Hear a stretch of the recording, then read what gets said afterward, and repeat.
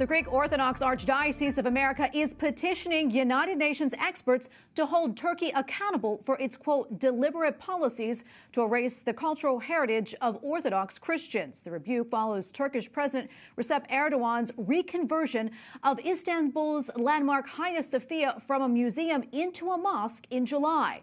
The structure, a UNESCO World Heritage Site, had served as one of Christendom's most important cathedrals and a mosque for centuries, as well as a museum for 86 years. Joining me now on Skype to talk more about this is Richard Ghazal, Senior Advisor for In Defense of Christians. Rich, thanks so much for being here. Great to see you again. So tell us, why is it so important for the international community to keep up the pressure on Turkey to reverse its decision on the Hagia Sophia?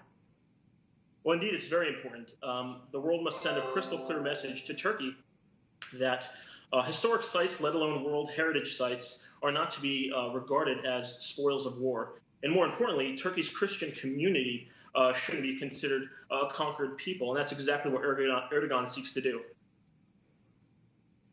Rich, what are some of your concerns about what this conversion signals for Christians? Well, one thing we need to understand about Erdogan, first off, is that he is an Islamist. He's a neo-Ottoman. He seeks to resurrect the Ottoman Empire, and he wants to stop at nothing to do so. If the remaining Christians of Turkey stand in his way, so be it. He's willing to run them right over in achieving his goal to resurrect the Ottoman Empire. The Turkish Christian community today are acutely aware of what's going on and the fact that they are being used as a pawn of Erdogan, and that concerns them greatly.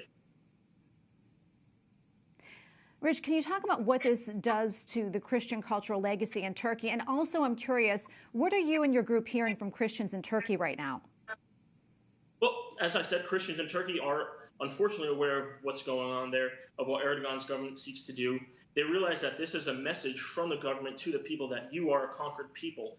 And look, this isn't merely a one-time incident. This is just the latest event in a series of events that constitutes a long history of such actions against the Christians of Turkey. There are very few left. About a century ago, they constituted 20% of the country. Today, they're a fraction of a percent of Turkey, and dwindling, unfortunately. How is Turkey's persecution of Christians, how is it extended beyond its borders? Well, as you correctly said, it does extend beyond its borders. Currently, Turkey's tentacles extend throughout the eastern Mediterranean, the Middle East, and into the Caucasus.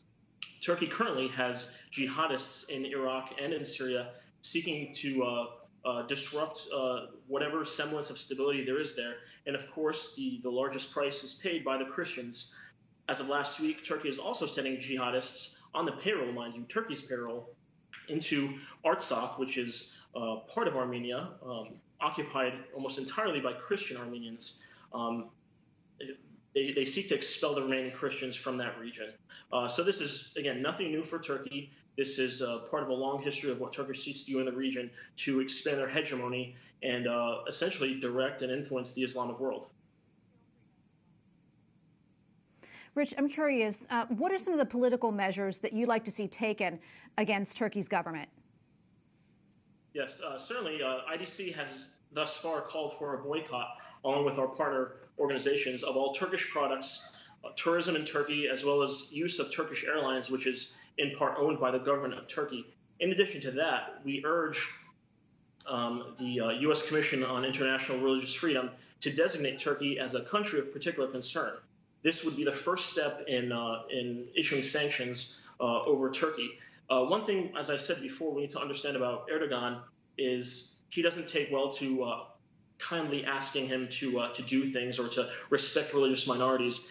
He only understands one language, and that's strength. We know right now Erdogan is presiding over a suffering economy. His poll numbers are dropping precipitously, and sanctions will essentially be icing on the cake to get him to do exactly what the world community expects him to do in respecting his Christian minorities within his borders.